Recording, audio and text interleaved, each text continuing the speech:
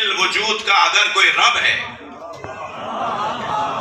مثال دینے جا رہا ہوں، حضرت مسافرت پر ہے، آپ نے دیکھا ایک گھوڑ سوار گزر رہا ہے جس کا رخ بھی اسی جانب ہے جہاں حضرت کا سفر ہے۔ مولا اپنی سواری قریب لے گئے۔ اب یہ مجلس میں نے آپ سے کہا کہ عام مجلس نہیں ہے، عام اس معنی میں کہ میں جنہیں مجلس سنا رہا ہوں میں اپنے وطن میں اور دنیا جہان میں جہاں بھی مجلس کے لیے پڑھنے جاؤں وہاں بھی انہی کو سناتا ہوں، لیکن کیا حسن ہے کہ پوری دنیا میں بیٹھ کر انہیں سنائیں اور ان کے آ کر انہیں سنائیں۔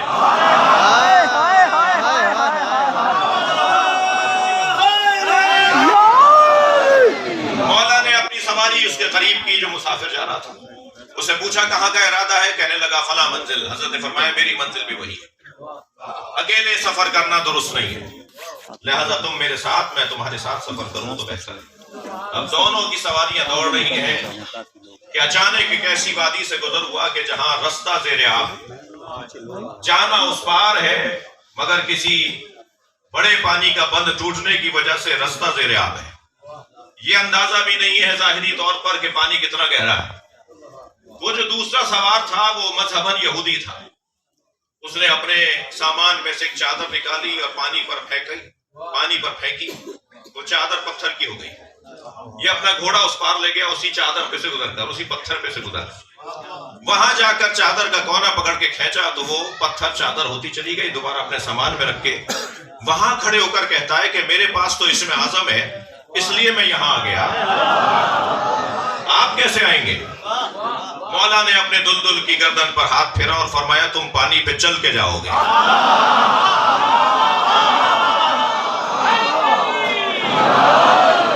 مولا کا دلدل پانی پر چلتا ہوا اس پار گیا۔ اب وہ جب پہلے پانی کے اس پار آ چکا تھا، صلوات پڑھ لیں ذرا محمد۔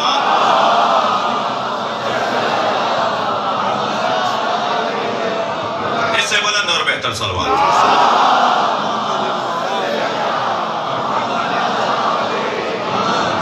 ایک اور بلند صلوات۔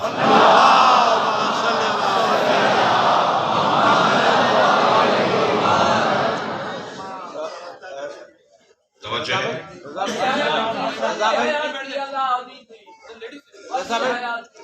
ایک اور بہتر صلوات۔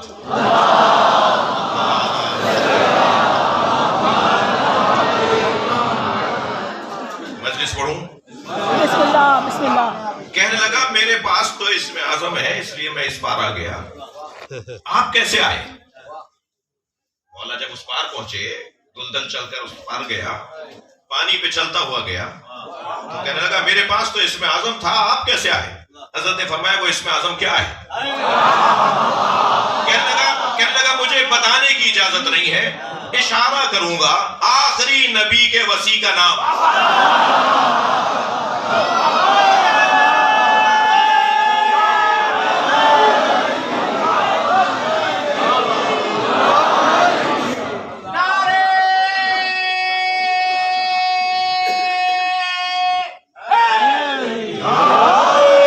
مولا نے فرمایا جس کا نام لے کے تم دریا پار ہوتے ہو وہ علی میں ہوں۔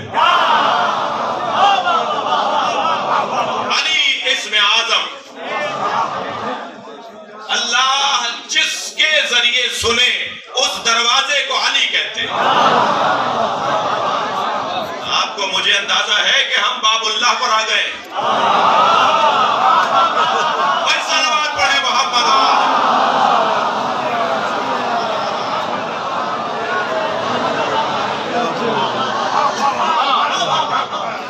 یہ جگہ کوئی معمولی جگہ نہیں ہے۔ آپ کی سماعت ہے، وقت ہمارے پاس تنگ، اور جتنے کم وقت میں زیادہ میں مولا کی خدمت میں رہ سکوں اور آپ کو اپنے ساتھ رکھ سکوں۔ عزیزو، میں اپنی عاجزی کا اعلان نہیں کر رہا، نبی نے ہمیں آئینہ دکھایا ہے۔ ما عرف اللہ الا انا وعلی، اللہ کو کوئی نہیں جان سکتا سوائے مجھ محمد کے اور علی کے۔ ما عرفنی الا اللہ وعلی، اور کیونکہ میں جتنا بڑا شیعہ ہوں اتنا ہی بڑا سنی بھی ہوں۔ میری مجلس میں اس وقت خطاب میں جو سنی بھائی آئے ہوئے وہ تسلی رکھیں کوئی ایسی بات نہیں ہوگی جو سنیوں کی کتابوں میں نہ ہو. ہم اس دروازے پر پرانے شیعوں کو پکا شیعہ بنوانے لائے ہیں اور شیعت کے طرف راغب لوگوں کو دروازہ دکھانے لائے ہیں. کیا بات کیا بات.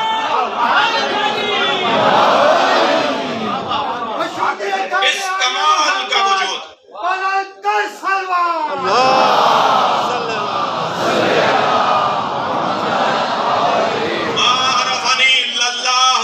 اور مجھ محمد کو کوئی نہیں جانتا سوائے اللہ کے اور علی کے. ما عرفکا ایک جگہ یہ آیا, ما عرف علی یہ بھی آیا, اور کوئی علی کو نہیں جان سکتا الا اللہ و انا, یا اللہ جانتا ہے یا میں جانتا ہوں. اس کا یہ ہرگز مطلب نہیں ہے کہ ہم معرفت الہی کے لیے کوشش نہ کریں, اس لیے کہ ہم تو جان نہیں سکتے. ہم نبی کی معرفت کی کوشش نہ کریں, اس لیے کہ نبی کو تو اللہ اور علی جانتے ہیں. ہم علی مولا کی معرفت کی بات نہ کریں, اس لیے کہ علی کو تو اللہ اور نبی جانتے ہیں. ہرگز ایسا نہیں ہے. سرکار نے یہ نہیں فرمایا, بلکہ سرکار نے فرمایا اگر اللہ کو جاننا چاہتے ہو تو یا مجھ سے پوچھو یا علی سے.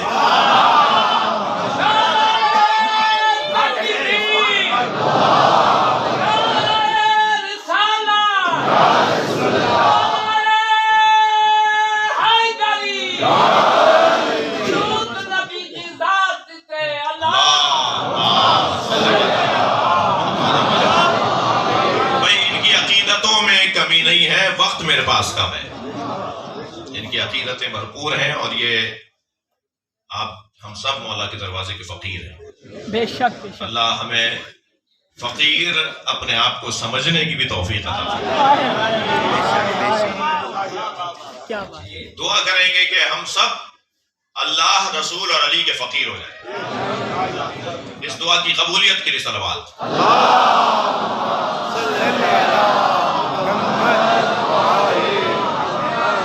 یہ بتانا چاہ رہے ہیں کہ اگر تم مجھ محمد کو جاننا چاہتے ہو تو یا قرآن پڑھو یا علی کو سنو کہ وہ کیا کہہ رہا ہے, اور اگر علی کو پہچاننا چاہتے ہو تو قرآن پڑھو کہ اللہ کیا کہہ رہا ہے علی کے بارے میں, اور میں محمد کیا کہہ رہا ہوں.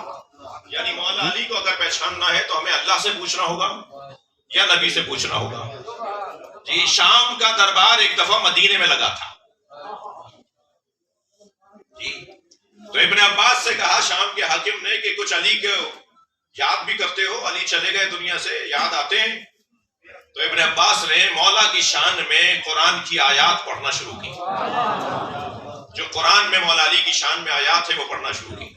ابھی 10ویں آیت پڑھی تھی کہ انہوں نے آواز دے کر کہا کوئی اور بات کرو. تو ابن عباس نے جو جملہ کہا ہے وہ تاریخ میں سونے سے لکھنے کے قابل ہے.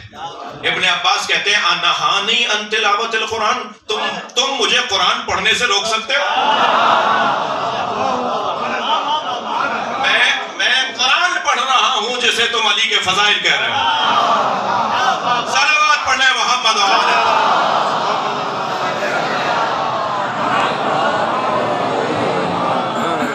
یہ جس کی بارگاہ میں اور آپ حاضر ہیں وہ کتنی عظمتیں رکھتے ہیں, اس کا بیان بہت وسیع ہے, مفصل ہے.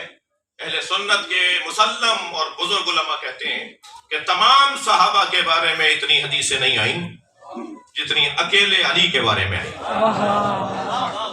ما ورد فی حق علی بن ابی طالب, جو صرف اور صرف علی کی شان میں حدیثیں آئی ہیں, سارے صحابہ کے ملا کر بھی حدیثیں جمع کریں تو ایک ساتھ نہیں ہے اتنی.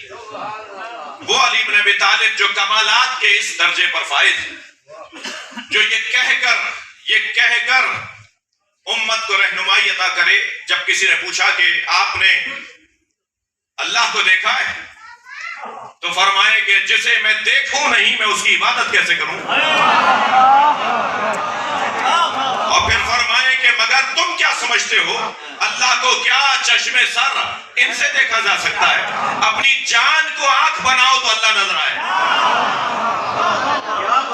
اپنے وجود کو آنکھ بناؤ تو تمہیں اللہ نظر آئے. وہ علی بن ابی طالب جو اللہ کے بارے میں سب سے زیادہ سب سے زیادہ پسندیدہ مضمون جس کا اللہ ہو.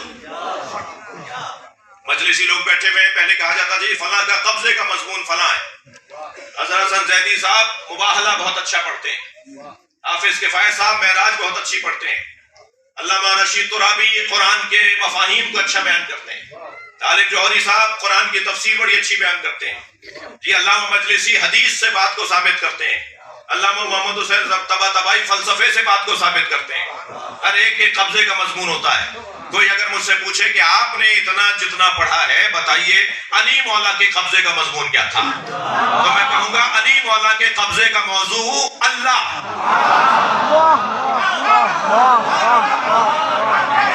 صلوات پڑھے ذرا محمد والے.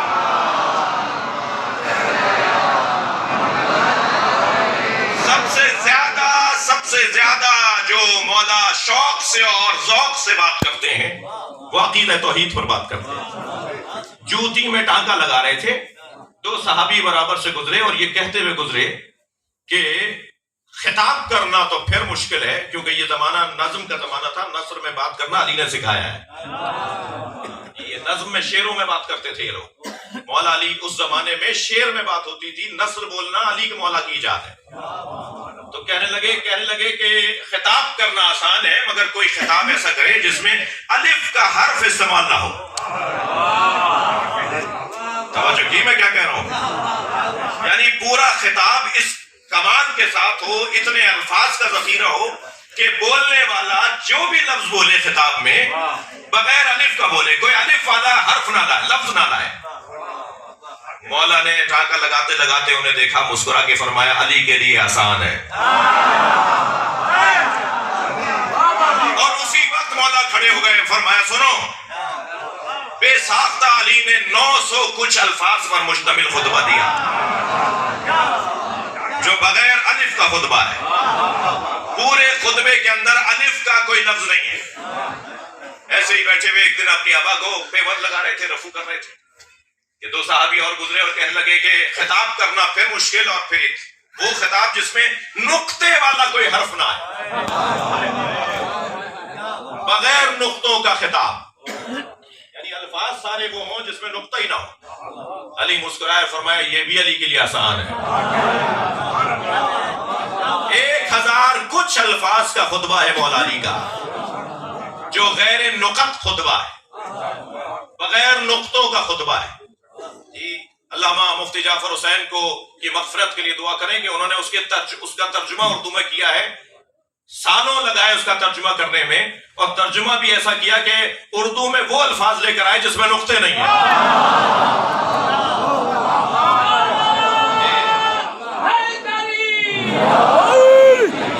یہ قادر الکلام علی، بلکہ میں کہہ دوں کہ لوگوں کو بولنا سکھایا علی نے.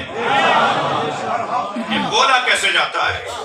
ایک عیسائی میخائیل رمضان لبنان کا رہنے والا کہتا ہے میں نے 200 مرتبہ نہج البلاغہ کو پڑھا ہے. اب یہ سبحان اللہ کی جگہ نہیں ہے کیونکہ ہمارا حال اچھا نہیں ہے.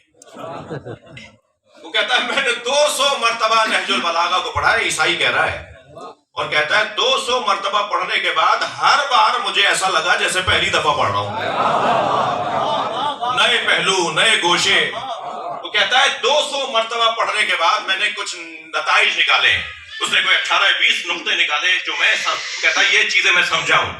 ان چیزوں میں وہ 6واں یا 5واں نقطہ کہتا ہے کہ میں یہ سمجھا ہوں کہ جس نے نہج البلاغہ بولی ہے یہ وہی ہے کہ یا کائنات اس نے بنائی ہے یا اس کے سامنے بنائی ہے.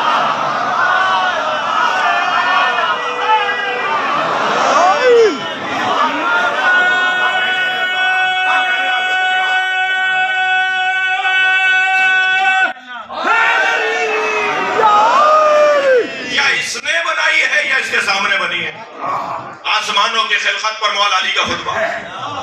کون بولے گا بھائی یہ آسمان بنے کیسے ہیں؟ آج کی جدید سائنس وہی کہہ رہی ہے جو علی نے 1400 سال پہلے کہا تھا کہ آسمان بنے کیسے ہیں. فرشتوں کی قسمیں علی بتا رہے ہیں. فخر الدین رازی سنی عالم دین قرآن مجید سورہ مبارکہ بقرہ کی 30ویں آیت جس کے اندر ارشاد ہوا وَإِذْ قَالَ رَبُّكَ لِلْمَلَائِكَةِ إِنِّي